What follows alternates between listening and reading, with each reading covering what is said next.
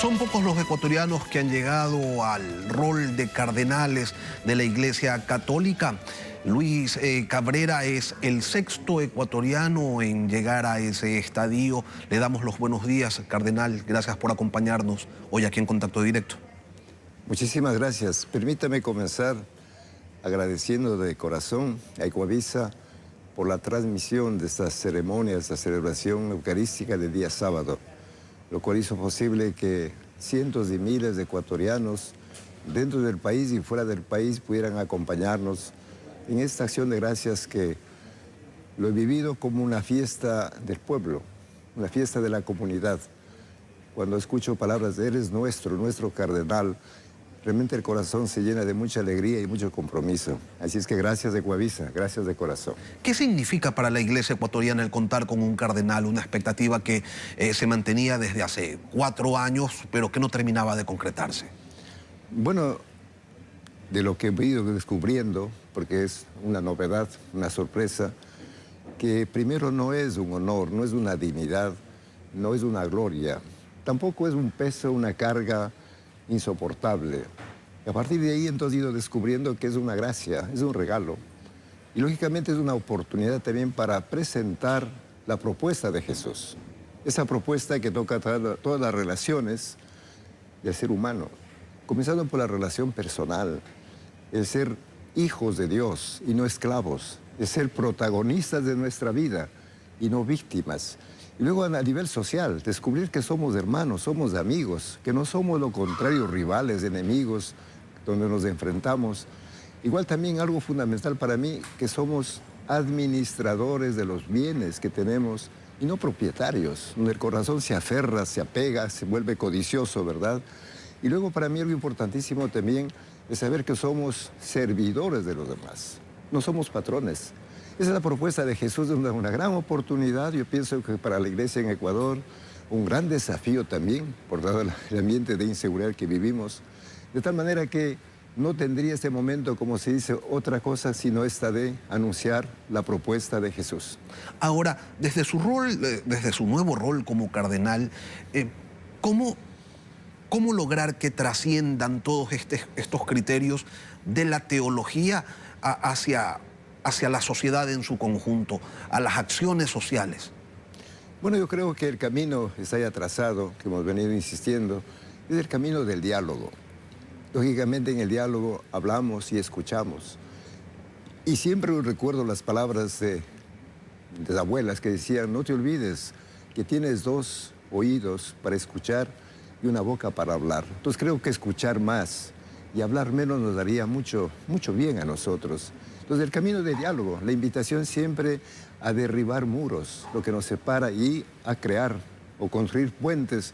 Yo creo que ese camino va a ser siempre el más oportuno, el más sensato, el más claro también para nosotros. Y si es el camino más oportuno, el más sensato y el más claro, ¿por qué no es el más utilizado? Bueno, yo creo que por eso el problema es que nosotros priorizamos el hablar. Hay una frase que decimos: hablando se entiende, pero habría que reformular eso. Escuchando es como nos entendemos.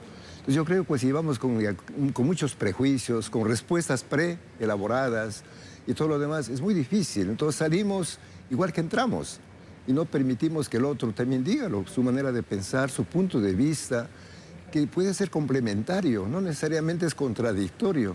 Entonces yo creo que es una gran escuela que tenemos que aprender a dialogar. No es fácil sobre todo, como digo, donde nos hemos acostumbrado a hablar y a creer que nosotros tenemos la solución para todo, la verdad para todo. Entonces un camino que hay que continuarlo, y no es el camino entonces de la confrontación, de la violencia, de la descalificación, que también hace mucho daño a las personas. Desde ese espacio que hoy ocupa, ¿cuál es la mirada que tiene usted sobre lo que está ocurriendo en la región, cardenal, en América Latina? En Nicaragua, por ejemplo, los religiosos han sido víctimas pues, de un destierro masivo. ¿Cómo mira, por ejemplo, lo que ocurre en Venezuela? Bueno, yo digo, ahí en las mesas de diálogo, que tuvimos la oportunidad de participar, para mí quedó muy clara una necesidad urgente, y es la de evangelizar el poder. De tal manera que el poder sea un servicio, un medio para ayudar a crecer, a madurar, y que no sea el poder un instrumento de dominio, de privilegios, un instrumento pues de vanaglorias.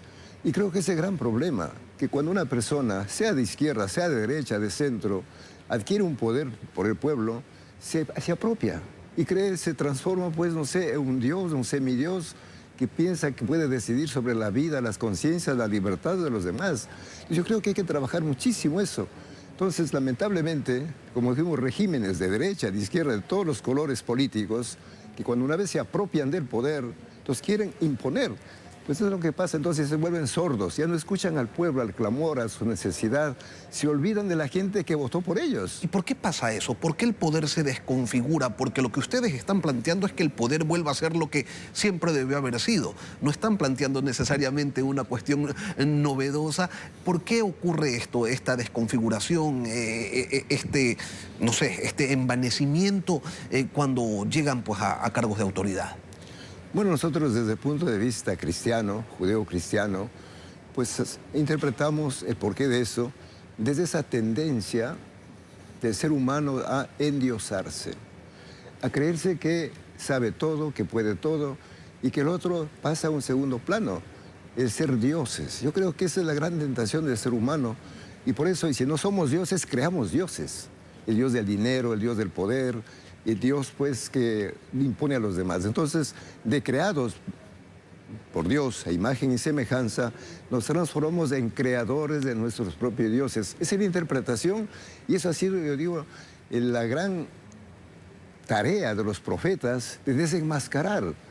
No nos olvidemos, por ejemplo, viene a la memoria el santo rey David, que una vez que tuvo todo el poder político, el poder económico, el poder espiritual, el poder cultural, comenzó a hacer y deshacer allí en el pueblo de Israel. Hasta que vino un profeta, Natán, y le desenmascaró.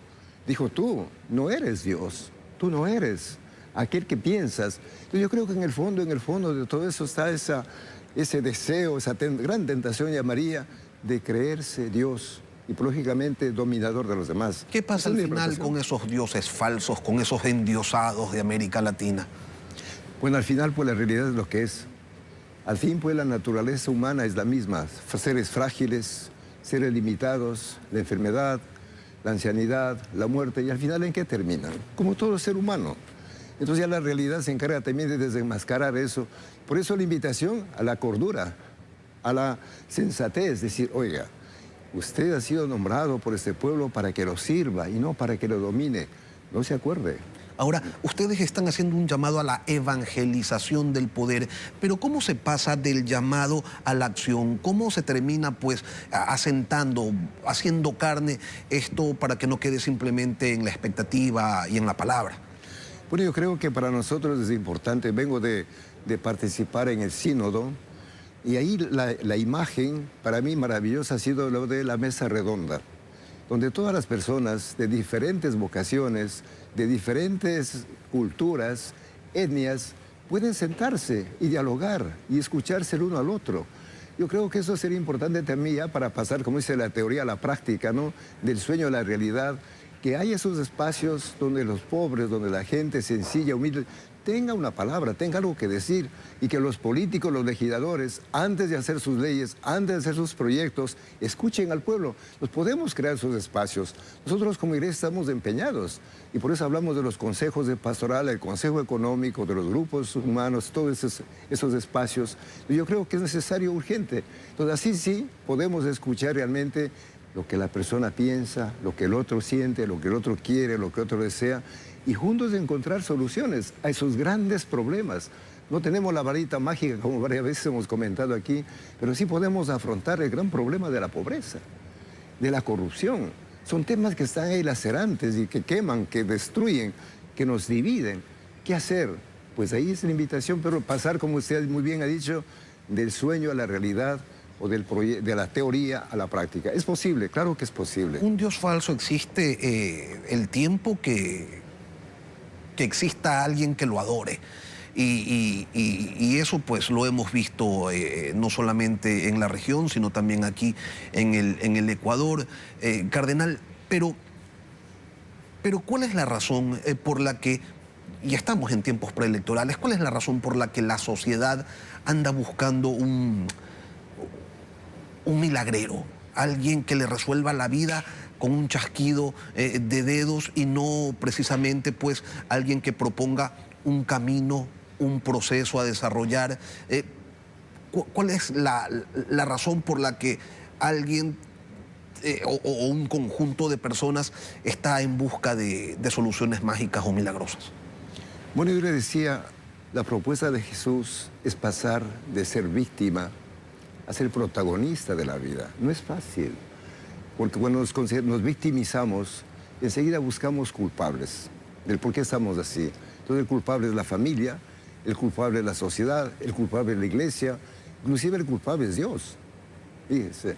Entonces en esa mentalidad de culpabilidad nos resulta difícil asumir nuestra responsabilidad, asumir nuestra libertad, tener el coraje de utilizar la razón. Entonces en ese contexto es fácil que aparezcan los mesías, aquellas personas que dicen, no, yo tengo la solución para ti, tú tranquilo, tú eres víctima, aquí viene tu salvador, aquí viene alguien que va a resolver tus problemas. Pero sabemos que nadie resuelve los problemas de los otros, tenemos que resolver juntos. Entonces la invitación a qué es, a creer en nosotros mismos, a recuperar la confianza que tenemos. Y por eso digo, pobres, tienen que unirse y buscar soluciones por sí mismas. Que vengan los políticos, pero que escuchen primero y luego juntos podemos salir adelante. Si no, los caudilismos, los populismos que conocemos en América Latina y otros lugares, inmediatamente tienen pues carta de ciudadanía. Y creo que eso tenemos que evitar a toda costa. Vengan de donde venga, de derecha, de izquierda, de centro, de cualquier color político, repito, yo creo que es necesario pasar, y con esta frase, me insisto, de ser víctimas a protagonistas, actores, a gestores de nuestra vida. Quizás es un discurso que esté en el aire, pero no. Yo creo que el momento en que un ser humano dice, yo soy dueño de mi vida, soy dueño de futuro, voy a pensar, a planificar, no solo, sino con los demás, va a ser más fácil encontrar una solución. Pero no es complicado, cardenal, decirle a la gente, a ver, conviértete en protagonista de tu destino, en protagonista de tu vida cuando esa persona no tiene trabajo, no tiene servicios médicos, no tiene educación o si la tiene deficiente, no tiene, no sé, posibilidades ni oportunidades a la vista y encima decirle, y encárgate además de labrar tu propio destino. No es una carga demasiado pesada para personas que quizás en otras circunstancias o con otro basamento podrían sí decir, ok, como no me tengo que ocupar de estos asuntos, entonces voy a ponerle énfasis en estas otras cosas que usted plantea. De hecho, sabemos que es un camino difícil, pero muy real. Nosotros como iglesia, y aquí valga la pena decir, trabajamos ya en esto. Claro, no tenemos la solución de todos, pero tenemos, por ejemplo, en el campo de la educación, una red educativa. Y estamos trabajando en los lugares más difíciles, más complicados. Fíjese, por ponerle un ejemplo, en el Monte Sinaí hay un programa que se llama Hogar de Cristo y hay un programa NOVA educativo. Pues ahí esos niños, esos jóvenes, aprendieron robótica. Y usted sabe que ellos ganaron el primer premio a nivel nacional. A nivel nacional, o sea, es posible. Y estuvieron representando a Ecuador en Turquía hace poco. Entonces, para decirles que sí es posible, poco a poco, lógicamente, con generosidad, con valentía, es posible. De tal manera que no es una cuestión en el aire. Ya le pongo este ejemplo muy concreto. El primer premio de robótica a nivel nacional se ganaron unos jóvenes del Monte Sinaí. Nos han representado a nivel internacional. Yo sé que ese es un ejemplo. No es la solución de todos. Pero yo creo que hay que creer en nosotros mismos. ¿Y cuál es la invitación? Pues digo a los empresarios, a los políticos, que vayan, que allá, que se embarren, como decimos, y van a ver que hay gente maravillosa, gente generosa, que necesita simplemente un apoyo, una oportunidad. No necesitan bala, necesitan pan, necesitan autoestima. Entonces sí es posible, yo sí creo profundamente, y no estoy hablando en el aire. Yo estoy viviendo estos días situaciones muy difíciles donde he visto, escuchado masacres terribles. Nuestros sacerdotes están en más de 85 parroquias difíciles, se juegan la vida. O sea, es posible, claro que es posible. Lo secuestran al padre en Quevedo, que recientemente fue liberado. Ecuador es un país que no termina de salir de sus crisis, ¿no? De violencia, de corrupción, de su crisis económica, y que son situaciones que terminan golpeando hasta la fe, hasta la esperanza, y usted lo sabe, cardenal. ¿Qué puede o qué debe hacer la Iglesia Católica en un país mayoritariamente creyente? ¿Qué es lo que le compete en estas circunstancias tan complejas? Bueno, nosotros como Iglesia Católica y también invitación a las iglesias evangélicas es anunciar a Jesús con mucha libertad, con mucha claridad, creatividad y audacia, suelo decir, ¿no? Hay una propuesta. Como propuesta, lógicamente, puede ser aceptada o rechazada. Yo creo que esa es nuestra misión principal, devolverle la esperanza, devolverle la confianza a nuestro pueblo, si es que lo ha perdido, porque yo creo que es al revés. Hay un pueblo que cree. Realmente en esos días que he pasado por ahí, esta nominación lo olvido como una fiesta del pueblo. Me encanta cuando dicen, eres nuestro cardenal. Digo, ¿y cómo así? Sí, eres nuestro. Inclusive voces más allá del mundo católico, personas agnósticas, personas ateas, que me llaman y dicen, hermano, cuenta conmigo, estamos juntos. Entonces yo creo que es recuperar, si se quiere, la fe, recuperar la esperanza, la confianza en nosotros mismos como ecuatorianos. Es que Ecuador tiene tanta riqueza, tanta bondad, tanta generosidad, realmente que podemos ofrecer a otros lugares, a otros países, a otras personas. De tal manera que vengan a Ecuador y se enamoren, que no vean solamente la parte negativa, que lógicamente está ahí, no podemos negarla, no somos ingenuos, pero también hay tanta bondad, hay tanta sabiduría, hay tanta santidad, permítame decirlo, tanta gente maravillosa. Desaprovechada, sin embargo, cardenal, desaprovechada, porque de las riquezas del país y de las potencialidades y de la gente buena y de la gente capaz, sí, estamos todos, creo, totalmente conscientes, sin embargo, no termina de consolidarse en progreso, en desarrollo, en oportunidades, y es allí donde le planteo pues esta situación o esta posibilidad de la desesperanza. Lógicamente, por eso digo, es un gran desafío. ¿Cómo hablar de paz en un mundo violento? O de esperanza en un pueblo, en un mundo donde hay la angustia, ¿no? ¿Cómo anunciar la alegría de vivir medio de tanta tristeza? Es un gran desafío, claro que lo es. Y ese desafío es posible afrontarlo y darle una respuesta, yo digo ahí sí, para nosotros como cristianos, como creyentes, desde la fe en Jesús, que ya respondió a este pueblo con su vida, con su palabra, con sus obras. ¿Tiene usted un llamado a las autoridades para, no sé, que se involucren quizás de mejor manera ante los desafíos? Bueno, la invitación siempre está hecha a no quedarnos en la superficie, en los síntomas, como dicen los médicos, sino ir a las causas, de las raíces de la pobreza, de la corrupción, reencontrarnos como hermanos, como amigos y pensar a largo plazo. Que no piensen pues para el periodo para el que van a ser elegidos, sino mirar hacia el futuro. Y creo que tenemos derecho a soñar y a poner los pies en tierra para salir de esa situación. Es posible, claro que lo es. Luis Cabrera, el nuevo cardenal de la Iglesia Católica y el sexto en la historia del Ecuador. Gracias por acompañarnos, cardenal, hoy aquí en Contacto Directo. Muchísimas gracias a ustedes.